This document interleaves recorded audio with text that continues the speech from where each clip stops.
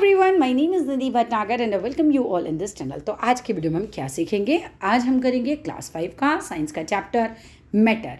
तो चलो without delay अपनी वीडियो को शुरू करते हैं। अब matter is anything that occupies a space and has मास। ठीक है, मैटर क्या है? कोई भी चीज़ जो कि जगह घेरती है। ऑक्यूपाइज अ स्पेस मतलब जो जगह घेरती है। आपका एक तकिया है, जगह घेरेगा, कोई तो जगह घेरेगा। आपका एक बैग है, जगह घेरेगा। आपका फ्रिज है, जगह घेरेगा। कोई भी चीज़ जो जगह घेरती है और जिसका कोई वजन होता है। फ्रिज है, उसका वजन है। तकिया है, उसका कुछ वजन है। तो कोई भी चीज़ जिसका जो स्पेस घेरती है, जिसका कोई वजन होता है, वो मैटर होती है। All substances we know are made up of matter. जितनी भी सब्सटेंसेस को हम जानते हैं वो सब मैटर से बनती हैं। तो मैटर किससे बनता है? ठीक है, ये प्रश्न आता है। हम कह रहे हैं सब चीज़ें मैटर से बनती है, तो मैटर किस चीज़ से बनता है? अब आपको यहाँ पर क्या दिया है? Arrange the 4 words given from the smallest to the largest. आपको ये स्मॉलेस्ट टू लार्जेस्ट बनाना एक्टिविटी कर लेना। आगे आता है, चैप्टर पे आ जाते हैं वापस। The smallest unit in this sequence is the letter of alphabet. अब भाई देखो, कोई भी सेंटेंस बनाओ, सबसे स्मॉलेस्ट यूनिट उसमें अल्फ़ाबेट है। अल्फ़ाबेट को मिला मिला के वर्ड्स बनते हैं, वर्ड्स को मिला मिला के हम सेंटेंस बनाते हैं, राइट? तो सबसे छोटी यूनिट क्या हुई? हमारी अल्फ़ाबेट हुई। So letters are arranged in different ways. आपने माई लिखना है तो MY लिखना है, ठीक है। YM लिखेंगे तो कुछ और ही बन जाएगा। तो ऐसे ही हम जब सही अरेंजमेंट कर देते हैं लेटर्स का, स्पेलिंग है अरेंजमेंट ऑफ लेटर्स, तो जब इनका आप सही से अरेंजमेंट कर देते हैं तो क्या बन जाते हैं? वर्ड्स बन जाते हैं। Words put in proper sequence to form sentences. जब आप वर्ड्स को सही से लगा देते हो तो एक सेंटेंस बन जाता है। अगर मैं कहूँ माय नेम इज़ निधि भटनागर, सो मैंने सही सीक्वेंस में वर्ड्स को लगा दिया। अब मैं यही बोलूँ कि निधि भटनागर माई नेम कुछ उल्टा सीधा लगा दूँ तो वो एक सेंटेंस कहलाता ही नहीं, क्योंकि वो सीक्वेंस में नहीं है, राइट? तो वर्ड्स को जब आप प्रॉपर सीक्वेंस में लगा देते हैं तो सेंटेंसेस बन जाते हैं। एंड सेंटेंसेस को जब आप प्रॉपर सीक्वेंस में बनाते हैं तो पैराग्राफ बन जाती है। इसमें सबसे स्मॉलेस्ट यूनिट क्या आ रही है? Alphabet, right? Just as letters are building blocks of English language. जिस तरह से लेटर्स जो होते हैं बिल्डिंग ब्लॉक्स होते हैं आपकी इंग्लिश लैंग्वेज के, ऐसे ही एटम्स बिल्डिंग ब्लॉक्स होते हैं मैटर के। सो फाइनली हमें क्या समझ आया कि मैटर किससे बन रहा है? एटम्स से बन रहा है। मैटर किससे बन रहा है? एटम्स से बन रहा है। इन अदर वर्ड्स अगर हम कह सकते हैं तो atoms are the smallest unit of which matter is made. Atoms सबसे छोटी यूनिट होते हैं जिससे मैटर बनता है। तो इस पेज से पहला क्वेश्चन यही बनता है कि मैटर किससे बनता है? एटम्स से बनता है। What are atoms? Atoms are the smallest unit of which matter is made. Atom सबसे छोटी यूनिट होते हैं जिससे कि मैटर बनता है। Atoms combine together. एटम्स आपस में मिलते हैं और फॉर्म करते हैं लार्जर यूनिट्स को, जिन्हें हम मॉलिक्यूल्स कहते हैं। एटम्स जब आपस में मिलते हैं बड़ी यूनिट्स बनती हैं, उनको हम मॉलिक्यूल्स बोलते हैं। Different molecules together in large numbers make up different substances. अलग अलग मॉलिक्यूल्स हैं, जब आपस में मिलते हैं लार्ज नंबर्स में मिलते हैं तो वो डिफरेंट सब्सटेंसेस अलग अलग चीज़ें बनाते हैं। Just as meaningful words form only when letters are arranged in specific way. बिल्कुल उसी तरीके से जैसे कि जब आप मीनिंगफुल वर्ड्स को एक सही तरीके से लगा देते हो तो क्या बन जाता है? कोई सेंटेंस बन जाता है। Atoms too will combine only in specific ways. Specific ways में जब एटम्स को प्रॉपरली सही से लगाया जाता है तो फॉर्म होते हैं मॉलिक्यूल्स, राइट? अब BAT तो बैट बन गया, लेकिन TBA कुछ नहीं बना। ऐसे ही अलग अलग आपको सिखाया जा रहा है। Molecules are combination of atoms. अब मॉलिक्यूल्स क्या है? एटम्स का कॉम्बिनेशन है। किसके साथ कौन सा एटम लगाया और क्या कॉम्बिनेशन बन गया? IF ऑक्सीजन का एटम बता रखा है। एंड ये जो ब्लू कलर आपको दिखा रखा है हाइड्रोजन का एटम दिखा रखा है। मान लो इफ जो आपको IF नहीं है, इफ है। इफ रेड को हम ऑक्सीजन का एटम बोल रहे हैं और ब्लू को हम हाइड्रोजन का एटम बोल रहे हैं। तो क्या किया? दो आपने क्या लिए? ब्लू कलर, यानी कि 2 हाइड्रोजन के एटम लिए और एक किसका लिया? ऑक्सीजन का एटम लिया। ऑक्सीजन रेड कलर का है ना, तो एक है। तो मॉलिक्यूल ऑफ वाटर बन गया H2O। H2O मतलब क्या होता है बच्चों? H2O का मतलब 2 हाइड्रोजन और 1 ऑक्सीजन का मॉलिक्यूल। तो 2 हाइड्रोजन का मॉलिक्यूल मतलब 2 बार ब्लू कलर दिया है आपको, 1 हाइड्रोजन का मॉलिक्यूल यानी 1 बार रेड कलर दिया है, ठीक है। मॉलिक्यूल ऑफ ऑक्सीजन दोनों रेड दिखा रखे हैं, दोनों ब्लू दिखा रखे हैं, मतलब मॉलिक्यूल्स ऑफ हाइड्रोजन है। Can you imagine how many water molecules make a drop of water? एक ड्रॉप ऑफ वाटर में कितने मॉलिक्यूल्स लगते हैं? दे आर रफली फॉलोड बाई 22 zeros। अब मैटर और उसके स्टेट्स की बात करो तो कोई भी चीज़ या तो सॉलिड होगी, या तो लिक्विड होगी, या तो गैस होगी। तीनों में से एक ही चीज़ हो सकती है। आपकी पेंसिल है, सॉलिड है। आपका पानी है, लिक्विड है। और अगरबत्ती का धुआं है, गैस है, ठीक है। तो कोई भी चीज़, या तो वो सॉलिड है, अपने आसपास देखो कोई भी चीज़ का एग्जांपल ले सकते हो, ठीक है, पेन, पेंसिल, मेज वगैरह कुछ भी जो तुम्हें दिख रहा है, या तो वो सॉलिड है, या तो लिक्विड है, या तो गैस है, तीन में से एक ही चीज़ होगी। जिसके जितने मॉलिक्यूल्स बिल्कुल पास होंगे अगर, तो वो सॉलिड है, अगर थोड़े दूर हुए तो लिक्विड है, अगर बहुत दूर हुए तो गैस है। सारी कहानी मॉलिक्यूल्स की है यहाँ पर। Molecules are arranged in different ways, molecules अलग अलग तरीके से अरेंज होते हैं in different states of matter में, अलग अलग मैटर की स्टेट में, ठीक है। The space between the molecules, जो जगह होती है मॉलिक्यूल्स के बीच में of a substance is called intermolecular spaces. इसको बोलते हैं कि मॉलिक्यूल्स के बीच का स्पेस क्या है। The intermolecular space is the least in solid, सबसे कम जगह खाली होती है सॉलिड्स के मॉलिक्यूल्स में। ये याद कर लो कि जो सॉलिड्स के मॉलिक्यूल्स होते हैं वो बिल्कुल पास पास होते हैं। ऐसा समझ लो क्लास के 20 बच्चे आपस में कस के एक दूसरे को गले लगाए हो तो आप सॉलिड के मॉलिक्यूल बन गए। क्यों? क्योंकि आप लोग मॉलिक्यूल हो, अपने आपस में एकदम पास पास हो तो तुम सॉलिड के मॉलिक्यूल हो। आप थोड़ा दूर दूर फैल जाओ तो तुम लिक्विड के मॉलिक्यूल बन गए, और बहुत दूर हो गए तो तुम गैस के मॉलिक्यूल्स बन गए। आप depending on the intermolecular spaces, है ना, कि बीच में तुम्हारा कितनी जगह है, उससे ही तुम सॉलिड, लिक्विड या गैस बनोगे। Solid, liquid and gaseous form में होते हैं। शो करो different characteristics from, for example solids have a fixed shape. कोई भी सॉलिड है, सबसे पहले इतनी बात कर लो, फिक्स्ड शेप होती है। अब डबल बेड को तुम सुबह छोड़ के जाओ, जिस शेप में शाम को उसी शेप में मिलता है, ऐसा तो नहीं कि सुबह रेक्टेंगल छोड़ गए शाम को ओवल हो गया, ऐसा तो नहीं होता है ना। वो जिस शेप में है उसी शेप में रहेगा। पेंसिल का भी जो शेप है वो वही रहेगा। आप उठा के बिस्तर पे रख दो, टेबल पे रख दो, कहीं भी रख दो, उसका शेप नहीं चेंज होता, उसका शेप वैसा ही रहता है। तो सॉलिड का शेप फिक्स होता है, हमें पता ही इसी शेप की है। बट लिक्विड्स और गैस का शेप फिक्स नहीं होता। आप ग्लास में दूध डालो, ग्लास की शेप ले लेगा। आप बाल्टी में डाल दो, बाल्टी की शेप ले लेगा। भगोने में डाल दो, भगोने की शेप ले लेगा। सो दैट मीन्स इसकी जो शेप है वो बदलती रहती है। ऐसी गैस है। Heaviness of a material. अब कोई मटेरियल कितना हैवी है, कितना लाइट है, कितना भारी और कितना हल्का है। A stone is heavier than a piece of crumbled paper. एक पेपर ले लो, उसको ऐसे मरोड़ लो, ठीक है, उसकी बॉल बना लो, समझ लो। एक क्रम्बल्ड पेपर आपने ले लिया। अब आपने क्या किया, एक पत्थर लिया, तो आपको सीधी बात समझ में आ रही है कि पत्थर जो होगा वो हैवी होगा। आप पेपर का कितना भी स्मॉल साइज का आप पेपर ले रहे हो तो वो उससे भारी नहीं होगा। So this is because the density, जो डेंसिटी होती है of stone is more than that of a piece of paper.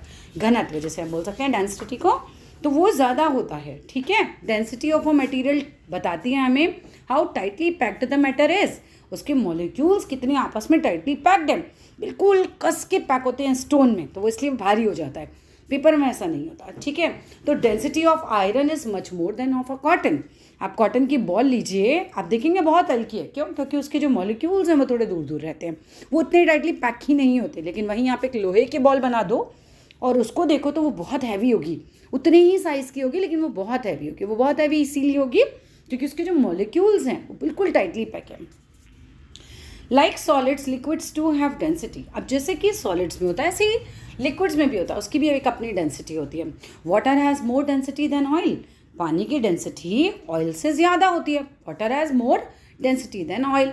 तभी तो ऑयल जो है पानी के ऊपर तैरता है। If you try to mix oil in water, अगर आप पानी में ऑयल डालो और आप उसे मिक्स करते रहो, मिलाओ, लेकिन 2-4 मिनट में ही आप देखोगे क्या होगा, ऑयल ऊपर तैरने ही लगेगा, वो नहीं मिक्स होगा, क्योंकि ऑयल हल्का होता है, पानी भारी होता है, तो डेंसिटी ज़्यादा होती है उसमें। If you try to mix oil in water you will see that oil floats on water. Oil जो है पानी पर फ्लोट करता है। Take a piece of paper and crumble it to make a ball. आपने एक पीस ऑफ पेपर लेना है, उसको क्रम्बल करना है, एक बॉल बनानी है। Now take a small stone of almost the same size. ये हम ऑलरेडी कर चुके हैं, तो आपको बताना है पेपर, बॉल और स्टोन में से दोनों हाथों में रखो और फील करो कौन सा हैवी है। तो ऑब्वियस सी बात है पत्थर हैवी है, क्यों? डेंसिटी ज़्यादा है। Solid, liquids and gases in our foods. अब हम सॉलिड, लिक्विड एंड गैसेस को देखेंगे हमारे फूड में क्या है, ये क्या है इनका रोल। We eat different kinds of solids, जैसे कि हम बिस्किट खाते हैं, हम एप्पल खाते हैं, बनाना खाते हैं, हम ये सब चीज़ें खाते हैं, right. Salt and sugars are solid. अब हमको पता है कि जो नमक है, जो शुगर है, ये सॉलिड है, which can be made to flow easily. वो आराम से फ्लो कर जाता है। मिट्टी में नमक लो और एकदम धार बना के एकदम से गिर जाएगा, रेत की तरह एकदम फिसलता चला जाएगा, फ्लो करता है आराम से। They form a normal part of our diet. अभी हमारी ज़िंदगी में हमारी डाइट का बहुत ही नॉर्मल सा पार्ट अदा करते हैं। We consume many different kinds of liquids. हम बहुत सारे लिक्विड्स पीते हैं, जैसे हम दूध पीते हैं, जूस पीते हैं, पानी पीते हैं, बहुत सारे लिक्विड्स पीते हैं, सोडा पीते हैं। सोडा, इवन गैस भी हम पी रहे हैं, जैसे सोडा एंड ऑल जो एरिएटेड ड्रिंक्स होती है, जैसे आप कोको कोला पी रहे हो, लिम्का पी रहे हो, ये सब पी रहे हो, ये एरिएटेड ड्रिंक्स में इनके अंदर कार्बन डाइऑक्साइड गैस होती है, विच यू कैन सी, जैसे आप देख सकते हो एज बबल्स इन बॉटल। आपकी बॉटल में एकदम बबल्स आ जाते हैं। सो ये बबल्स किसकी वजह से आते हैं? कार्बन डाइऑक्साइड गैस होती है, उसकी वजह से ही आते हैं। आइए नेक्स्ट, मोर अबाउट सॉलिड्स। अब और कुछ पढ़ते हैं सॉलिड्स के बारे में। Different solids have different properties. अलग अलग सॉलिड की अलग अलग प्रॉपर्टीज़ होती हैं। सम आर स्ट्रॉन्ग, कुछ सॉलिड्स बहुत स्ट्रॉन्ग होते हैं, वाइल सम आर वीक, कुछ सॉलिड्स बहुत वीक होते हैं।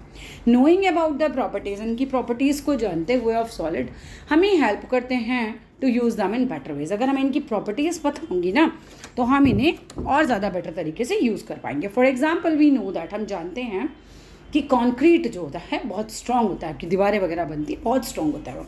So it is the best use for building purpose, है ना, कि कंक्रीट अगर बहुत ज़्यादा स्ट्रॉन्ग है तो हम उससे बिल्डिंग वगैरह बना लेते हैं, बिकॉज इसके मॉलिक्यूल्स बहुत टाइटली पैक होंगे। ऑन दी अदर हैंड, अगर हम कॉटन की दीवार बनाए तो क्या होगा? दीवार ही उड़ जाएगी आपकी। सो कॉटन बहुत सॉफ्ट होता है, तो हम उसका फैब्रिक बना सकते हैं। आप देखते हैं आपके गद्दों में, तकिए में, इन सब चीज़ों में होता है। आपकी चादरें कॉटन की बनती हैं तो उनसे फैब्रिक यानी कि कपड़ा बन रहा है basically. Solids can be classified on the basis of their hardness, strength, elasticity, है ना, और उसका plasticity। इन सब चीज़ें जो होती हैं उनको उसके हिसाब से क्लासीफाई भी कर सकते हैं। Hardness of a solid, if a solid can not be secreted easily, scattered easily, ठीक है। अगर आप स्ट्रेच्ड है, sorry, if a solid can not be stretched easily, अगर आप उसको बहुत ज़्यादा स्ट्रेच नहीं कर पा रहे हो, खींच नहीं पा रहे हो, इट्स हार्ड। सिंपल सी बात है, वो बहुत हार्ड है। एक डायमंड है, सबसे ज़्यादा हार्डेस्ट सब्सटेंस है, जितनी भी सब्सटेंस आप आज तक जानते हो उसमें डायमंड सबसे ज़्यादा हार्ड होता है। इन नेचर अगर हम बात करें, talk from which talcum powder बनता है, वो सॉफ्टेस्ट सॉलिड है, उससे ज़्यादा सॉफ्ट कुछ और है ही नहीं। सो डायमंड से ज़्यादा हार्ड कुछ नहीं है और टल्क से ज़्यादा सॉफ्ट कुछ नहीं है। इसके बाद coming to the next page, strength of a solid, कोई कितनी उसके अंदर ताकत है, कितना मजबूत है कह सकते हैं। Take a piece of a chalk, chalk के पीस को लो, आप आराम से तोड़ दोगे, यही बता रखा है यहाँ पर। अप्लाई अ लिटिल फोर्स, थोड़ा सा फोर्स करोगे और टूट जाएगी। Now take a pencil, pencil लो, अप्लाई द सेम फोर्स, नहीं टूटेगी, क्योंकि सेम फोर्स से तो नहीं टूटेगी कम से कम। फिर आप थोड़ा सा ज़्यादा लगाओगे उस पर तो वो टूट जाएगी। You need to hit it stronger to break it, आपको थोड़ा ज़्यादा लगाना पड़ेगा फोर्स उस पर, तो फिर वो टूट जाएगी। Now take an iron rod, लोहे की रॉड तोड़ो, कितना भी लगा लो तुमसे नहीं टूटेगी। You can not break it even you hit it very hard, क्योंकि उसके मॉलिक्यूल्स इतने टाइटली पैक हैं कि तुम नहीं तोड़ सकते उसे। If a solid can not be broken, अगर आप सॉलिड नहीं तोड़ पा रहे हैं easily on applying force on it, तो हम कहते हैं बहुत स्ट्रॉन्ग है। कोई भी चीज़ जो बहुत मजबूत है that is very strong, right. Iron is stronger than wood, iron wood से ज़्यादा स्ट्रॉन्ग है, लकड़ी फिर भी तोड़ सकता है आदमी, लोहा तो नहीं तोड़ पाएगा। तो चौक जो है वो सबसे ज़्यादा इन सब में वीक हो गई एक तरीके से। चौक तो ऐसे ही कोई भी तोड़ देगा, बीमार आदमी से भी बोलो चौक तोड़ दो तो तोड़ देगा। Elasticity and plasticity of solids, क्या होता है? डिफरेंट सॉलिड्स बिहेव करते हैं डिफरेंटली, बड़े अलग अलग तरीके से, सब अपना अपना काम कर रहे हैं, अपने तरीके से बिहेव कर रहे हैं। व्हेन स्ट्रेच्ड और स्क्वीज, अब आप फैलाते हो, स्क्वीज करते हो उसको, सम गेट परमानेंटली चेंज, कुछ जो है परमानेंटली उनकी शेप चेंज हो जाती है, सम रीगेन कर लेते हैं अपनी ओरिजिनल शेप को आफ्टर अप्लाइड फोर्स और रिमूव्ड। जैसे you can make any shape from a play dough, जो खेलने वाली आपकी डो आती है जिससे आप अलग अलग शेप्स बना लेते हो, उसको आप अपने हिसाब से कर सकते हो ना, फोर्स लगाते हो, स्ट्रेच करते हो, स्क्वीज करते हो, प्रेस करते हो, और वो उसकी शेप जो है वो बदलती जाती है। The property due to which a material is unable to regain its original shape, एक ऐसी प्रॉपर्टी जिसकी वजह से कोई मटेरियल नहीं रीगेन कर पाता अपनी ओरिजिनल शेप को, दोबारा वैसे ही नहीं प्राप्त कर पाता ऑन रिमूविंग द फोर्स, अब आपने फोर्स भी रिमूव कर दियो तब भी, इसको कहते हैं plasticity. Do not confuse plasticity with the material plastic, उससे कोई मतलब नहीं है यहाँ पर। दोज मटीरियल, ऐसे मटीरियल दैट क्विकली रिगेन कर लेते हैं अपनी ओरिजिनल शेप, जैसे रबड़ बैंड खींचो, छोड़ दो, ओरिजिनल शेप में आ गया, वो जो है वो क्या कहलाते हैं? अप्लाइड फोर्स के बाद अगर आप ऐसा करते हो उसको हम इलास्टिक बोलते हैं। Those materials that quickly regain करते हैं their original shape once applied forces are removed, जब आपने फोर्स रिमूव कर दिया, अप्लाई करना छोड़ दिया, तो उसको हम वापस अपनी शेप में आ गए, इसको बोलते हैं elastic. This property is known as elasticity, ठीक है। इलास्टिसिटी कितनी है?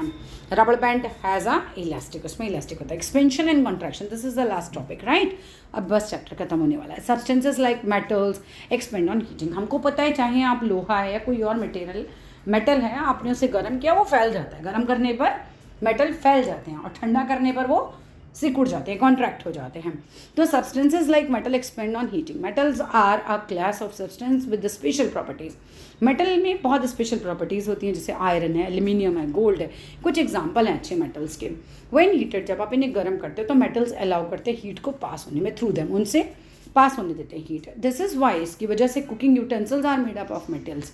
कुकिंग यूटेंसिल्स जो होती हैं वो मेटल से बनती हैं। ऑन हीटिंग, जब आप गर्म करते हो the particles of metal start vibrating.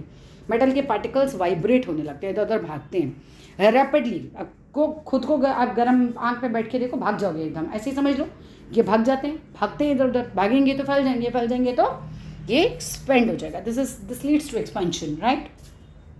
On cooling, ठंडा होने पे the movement of particles slow down हो जाते हैं। ठंडा हो गया, जब ठंड लगती है तो सब लोग आसपास पकड़ के सोते हो ना एक दूसरे को, ऐसे ही समझ लो कि जब ठंड होती है तो ये भी मॉलिक्यूल्स भी पास पास आ जाते हैं, इसको हम कॉन्ट्रैक्शन बोलते हैं। So heating a substance make it expand.